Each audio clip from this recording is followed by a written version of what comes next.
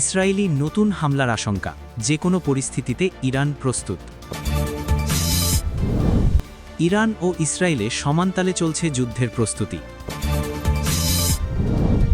ইউক্রেনের জ্বালানি অবকাঠামোতে রাশিয়ার ড্রোন হামলা, বিদ্যুৎহীন 10 লাখ পরিবার। আসসালামু আলাইকুম, স্বাগতম জানাচ্ছি ওয়ার্ল্ডকাস্ট সংবাদে। আমি মোহাম্মদ রায়হান। এতক্ষণ শুনছিলেন সংবাদ শিরোনাম, এবার বিস্তারিত। মধ্যপ্রাচ্যের আকাশে আবারও নতুন করে যুদ্ধের মেঘ জমতে শুরু করেছে, যেখানে সাম্প্রতিক পরিস্থিতি বিশ্লেষণ করলে দেখা যায় যে ইসরায়েলি নতুন হামলার একটি প্রবল আশঙ্কা তৈরি হয়েছে। আর এর বিপরীতে ইরানও বসে নেই, বরং তারা যে কোনো পরিস্থিতির জন্য নিজেদের প্রস্তুত রেখেছে বলে সাফ জানিয়ে দিয়েছে, যা বিশ্ব রাজনীতিতে এক বড় ধরনের আলোচনার জন্ম দিয়েছে।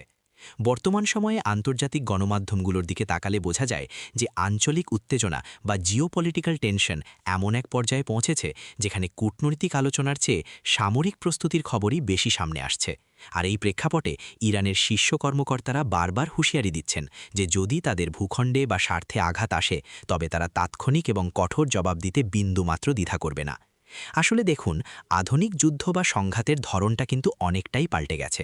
এখন শুধু আর মাঠের লড়াই হয় না, বরং মনস্তাত্ত্বিক চাপ বা সাইকোলজিক্যাল ওয়ারফেয়ার একটা বড় ভূমিকা রাখে, ঠিক যেমনটি এখন আমরা ইরান এবং ইসরায়েলের ক্ষেত্রে দেখতে পাচ্ছি। ইসরায়েল তাদের নিরাপত্তা নিশ্চিত করতে এবং আঞ্চলিক হুমকি দমনে সবসময় প্রিএমটিভ বা আগাম হামলার নীতিতে বিশ্বাসী। আর বিভিন্ন গোয়েন্দা তথ্য বা স্যাটেলাইট ইমেজে দেখা যাচ্ছে যে তাদের বিমান বাহিনী বা মিসাইল ডিফেন্স সিস্টেমগুলো হাই অ্যালার্টে রয়েছে, যা সাধারণ মানুষের মনে ভীতির সঞ্চার করছে। অন্যদিকে তেহরান থেকে আসা বার্তাগুলো খুবই স্পষ্ট। তারা বলছে যে তারা যুদ্ধ চায় না, কিন্তু যুদ্ধ যদি চাপিয়ে দেওয়া হয় তবে তাদের ডিফেন্স মেকানিজম বা প্রতিরক্ষা ব্যবস্থা সম্পূর্ণ সচল রয়েছে, বিশেষ করে তাদের মিসাইল ভান্ডার এবং ড্রোন প্রযুক্তি, যা গত কয়েক বছরে বেশ উন্নত হয়েছে বলে সমর বিশেষজ্ঞরা মনে করছেন। এই যে পাল্টাপাল্টি হুমকির পরিবেশ, এটা কিন্তু শুধুমাত্র এই দুটি দেশের মধ্যেই সীমাবদ্ধ নেই, বরং এর প্রভাব পড়ছে বিশ্ববাজারে। বিশেষ করে তেলের দাম এবং আন্তর্জাতিক বাণিজ্যের রুটে অস্থিরতা তৈরি হওয়ার একটা শঙ্কা থেকেই যাচ্ছে। আপনারা যারা নিয়মিত আমাদের ভিডিও দেখেন তারা জানেন যে মধ্যপ্রাচ্যের এই অস্থিরতা বা পাউডার কেক পরিস্থিতি যে কোনো সময় বড় কোনো বিস্ফোরণের জন্ম দিতে পারে। আর তাই ইরান তাদের অভ্যন্তরীণ নিরাপত্তা মহড়া বা ড্রিলগুলো বাড়িয়ে দিয়েছে, যাতে যে কোনো সারপ্রাইজ অ্যাটাক বা আকস্মিক হামলা তারা সামাল দিতে পারে। বিশ্লেষকরা বলছেন ইরান এখন কৌশলগত ধৈর্য বা স্ট্র্যাটেজিক পেশেন্স নীতি থেকে সরে এসে অ্যাক্টিভ ডিফেন্স বা সক্রিয় প্রতিরক্ষার দিকে ঝুঁকছে, যার মানে হলো তারা আঘাতের পর আঘাত সহ্য করবে না, বরং পাল্টা আঘাতের প্রস্তুতি নিয়ে রেখেছে। এই পরিস্থিতিতে সাধারণ জনগণ কি ভাবছে বা আন্তর্জাতিক সম্প্রদায় কিভাবে প্রতিক্রিয়া দেখাচ্ছে তা খুবই গুরুত্বপূর্ণ, কারণ জাতিসংঘ বা ইউরোপীয় ইউনিয়ন বারবার সংযত হওয়ার আহ্বান জানালেও মাঠের চিত্র বলছে ভিন্ন কথা। ইসরায়েলের সম্ভাব্য হামলার ধরন কি হতে পারে, সেটা কি সাইবার অ্যাটাক হবে নাকি স্ট্র্যাটেজিক অবকাঠামোর উপর হামলা, তা নিয়ে জল্পনা কল্পনার শেষ নেই। আর ঠিক এই অনিশ্চয়তাই পরিস্থিতিকে আরও ঘোলাটে করে তুলছে। ইরানের রেভলিউশনারি গার্ড বা সামরিক বাহিনীর পক্ষ থেকে যে ভিডিও ফুটেজ বা বিবৃতি প্রকাশ করা হচ্ছে, সেখানে তাদের আন্ডারগ্রাউন্ড মিসাইল সিটি বা মাটির নিচের ঘাঁটিগুলোর ঝলক দেখা যাচ্ছে, যা মূলত প্রতিপক্ষকে একটা বার্তা দেওয়ার কৌশল। এই পুরো বিষয়টা আসলে একটা নার্ভ গেম বা স্নায়ু যুদ্ধের মতো চলছে, যেখানে কে আগে চোখের পলক ফেলবে সেটাই দেখার বিষয়। আপনারা কি মনে করেন, এই উত্তেজনা কি শেষ পর্যন্ত বড় কোনো সংঘাতে রূপ নেবে নাকি কূটনৈতিক পথেই সমাধান আসবে? সেটা অবশ্যই আমাদের কমেন্ট করে জানাবেন, কারণ আপনাদের মতামত আমাদের কাছে খুবই গুরুত্বপূর্ণ। মোদ্দা কথা হলো, ইসরায়েলের হামলার আশঙ্কা যেমন প্রবল, তেমনি ইরানের প্রস্তুতির বহরও কম নয়। আর এই দুয়ের মাঝখানে দাঁড়িয়ে পুরো বিশ্ব পরিস্থিতি পর্যবেক্ষণ করছে বেশ উদ্বেগের সাথে। এবার আসা যাক দ্বিতীয় এবং খুবই গুরুত্বপূর্ণ খবরে, যেখানে দেখা যাচ্ছে ইরান ও ইসরায়েলের সমান তালে চলছে যুদ্ধের প্রস্তুতি, যা বর্তমান সময়ের অন্যতম আলোচিত বিষয়। এবং এটি কেবল সামরিক সজ্জায় নয়, বরং সাধারণ মানুষের দৈনন্দিন জীবনেও এক গভীর প্রভাব ফেলছে। আসলে যখন দুটি শক্তিশালী দেশ একে অপরের বিরুদ্ধে সরাসরি বা ছায়াযুদ্ধে লিপ্ত হওয়ার প্রস্তুতি নেয়, তখন সেই প্রস্তুতির ব্যাপ্তি হয় বিশাল। আর এখানেও আমরা ঠিক সেটাই দেখছি। উভয় পক্ষই তাদের সর্বোচ্চ শক্তি দিয়ে নিজেদের ডিফেন্স বা প্রতিরক্ষা এবং অফেন্স বা আক্রমণাত্মক ক্ষমতা ঝালিয়ে নিচ্ছে। ইসরায়েলের দিকে তাকালে দেখা যায় তারা তাদের বিখ্যাত আয়রন ডোম বা আকাশ প্রতিরক্ষা ব্যবস্থার পাশাপাশি অ্যারো এবং ডেভিড স্লিং সিস্টেমগুলোকে আরও শক্তিশালী করছে, কারণ তারা জানে যে ইরান বা তাদের প্রক্সি গোষ্ঠীগুলোর পক্ষ থেকে যদি বড় ধরনের মিসাইল বা ড্রোন হামলা আসে, তবে সেটা ঠেকানো কত কতটা চ্যালেঞ্জিং হতে পারে।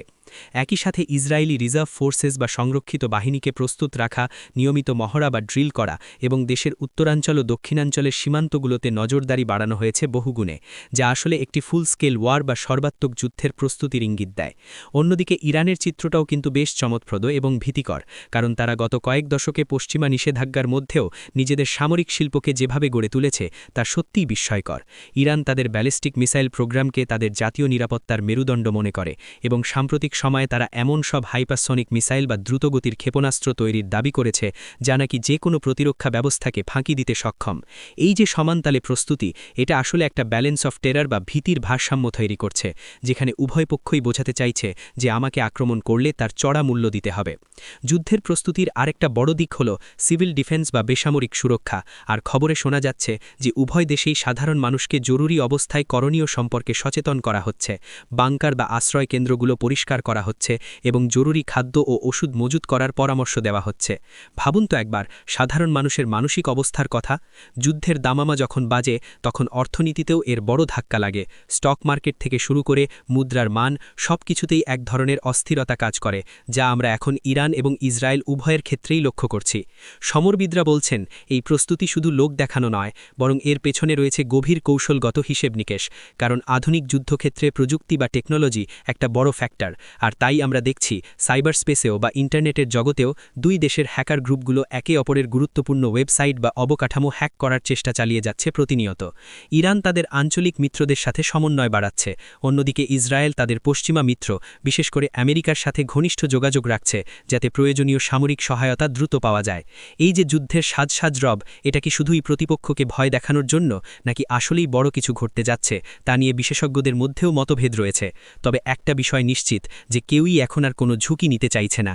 যুদ্ধের প্রস্তুতি মানে কিন্তু শুধু অস্ত্র কেনা নয়, এর মানে হলো লজিস্টিক্স বা রসদ সরবরাহ ঠিক রাখা, হাসপাতালগুলোকে প্রস্তুত রাখা এবং কমিউনিকেশন বা যোগাযোগ ব্যবস্থা যাতে বিচ্ছিন্ন না হয় সেদিকে খেয়াল রাখা। আর এই সব দিক থেকেই ইরান ও ইসরায়েল এখন সর্বোচ্চ সতর্ক অবস্থায় রয়েছে। আপনারা যারা আমাদের ভিডিওটি এই মুহূর্তে দেখছেন তারা হয়তো ভাবছেন যে এই দূরবর্তী যুদ্ধের প্রভাব আমাদের ওপর পড়বে কিনা। উত্তর হলো অবশ্যই পড়বে, কারণ বিশ্ব এখন গ্লোবাল ভিলেজ, তাই কোথাও আগুন লাগলে তার উত্তাপ সবাইকেই কম বেশি সইতে হয়। তাই এই পরিস্থিতির ওপর আমরা সব সময় নজর রাখছি এবং যে কোনো আপডেট আসা মাত্রই আপনাদের জানানোর চেষ্টা করব। আর আপনারা যারা এখনও আমাদের চ্যানেলটি সাবস্ক্রাইব করেননি তারা এখনই সাবস্ক্রাইব করে বেল আইকনটি চেপে দিন, যাতে কোনো গুরুত্বপূর্ণ খবর মিস না হয়। এখন নজর দিচ্ছি ইউরোপের দিকে, বিশেষ করে ইউক্রেনের বর্তমান পরিস্থিতির দিকে, যেখানে রাশিয়ার ড্রোন হামলায় ইউক্রেনের জ্বালানি অবকাঠামো বা এনার্জি ইনফ্রাস্ট্রাকচার মারাত্মকভাবে ক্ষতিগ্রস্ত হয়েছে এবং এর ফলে প্রায় 10 লাখ বা 1 মিলিয়নেরও বেশি পরিবার এই মুহূর্তে বিদ্যুৎহীন অবস্থায় দিন কাটাচ্ছে, যা এক ভয়াবহ মানবিক সংকটের ইঙ্গিত দিচ্ছে। শীতের প্রকোপ শুরু হওয়ার ঠিক আগ মুহূর্তেই বা শীতের মাঝামাঝি সময় যখন তাপমাত্রার পারদ হিমাঙ্কের নিচে নামতে শুরু করে, ঠিক তখনই জ্বালানি অবকাঠামোকে লক্ষ্যবস্তু করা আধুনিক যুদ্ধের এক নির্মম কৌশল হিসেবে দেখা হচ্ছে। কারণ বিদ্যুৎ ছাড়া হিটিং সিস্টেম বা ঘর গরম রাখার যন্ত্রগুলো অচল, আর ইউক্রেনের মতো দেশে শীতকালে হিটিং ছাড়া বেঁচে থাকাটা প্রায় অসম্ভব এক লড়াই। খবরে প্রকাশ, রাশিয়া তাদের সাম্প্রতিক হামলায় ঝাঁকে ঝাঁকে কামিকাজে বা আত্মঘাতী ড্রোন ব্যবহার করেছে, যেগুলো খুব নিচু দিয়ে উড়ে এসে সরাসরি পাওয়ার গ্রিড, সাবস্টেশন এবং ট্রান্সফরমারগুলোতে আঘাত এনেছে। আর এর ফলে কিয়েভ, ওডেসা এবং অন্যান্য বড় শহরগুলোর বিশাল এলাকা অন্ধকারে নিমজ্জিত হয়েছে। ভাবুন তো সেই সব সাধারণ মানুষের কথা যারা এই তীব্র শীতে বিদ্যুৎ ছাড়া, গরম পানি ছাড়া এবং অনেক ক্ষেত্রে যোগাযোগ বিচ্ছিন্ন অবস্থায় বাতি জ্বালিয়ে বা মোমবাতি জ্বালিয়ে রাত পার করছে। শিশু, বৃদ্ধ এবং অসুস্থ রোগীদের জন্য এই পরিস্থিতি কতটা বিপজ্জনক হতে পারে তা সহজেই অনুমেয়। ইউক্রেনের এনার্জি কোম্পানিগুলো এবং জরুরি উদ্ধারকর্মীরা দিনরাত 24 ঘন্টা কাজ করে যাচ্ছে লাইনগুলো মেরামত করার জন্য, কিন্তু বারবার হামলার কারণে সেই কাজও ব্যাহত হচ্ছে এবং অনেক জায়গায় মেরামতের পরপরই আবার নতুন করে হামলার ঘটনা ঘটছে। ইউক্রেনের প্রেসিডেন্ট এবং সরকারি কর্মকর্তারা একে এনার্জি টেরোরিজম বা জ্বালানি সন্ত্রাস হিসেবে আখ্যায়িত করেছেন এবং পশ্চিমা বিশ্বের কাছে আরও উন্নত এয়ার ডিফেন্স সিস্টেম বা আকাশ প্রতিরক্ষা ব্যবস্থা চেয়েছেন, যাতে এই ড্রোনগুলোকে আঘাত করার আগেই আকাশে ধ্বংস করা যায়। এই হামলার প্রভাব শুধুমাত্র অন্ধকারে থাকার মধ্যেই সীমাবদ্ধ নয়, এর ফলে পানির পাম্পগুলো চলতে পারছে না, ফলে অনেক এলাকায় সুপেয় পানির সংকট দেখা দিয়েছে, ইন্টারনেট পরিষেবা বিঘ্নিত হচ্ছে এবং কলকারখানা বা উৎপাদন ব্যবস্থাও থমকে গেছে, যা দেশটির অর্থনীতিকে আরও পঙ্গু করে দিচ্ছে। আন্তর্জাতিক বিশ্লেষকরা বলছেন রাশিয়ার এই কৌশলের মূল লক্ষ্য হল ইউক্রেনের সাধারণ মানুষের মনোবল ভেঙে দেওয়া এবং সরকারকে চাপে ফেলা, কিন্তু ইউক্রেনীয়রা তাদের অদম্য সাহসের পরিচয় দিয়ে জেনারেটর ব্যবহার করে কমিউনিটি শেল্টার বা ইনভিনসিবিলিটি পয়েন্ট তৈরি করে একে অপরের পাশে দাঁড়াচ্ছে।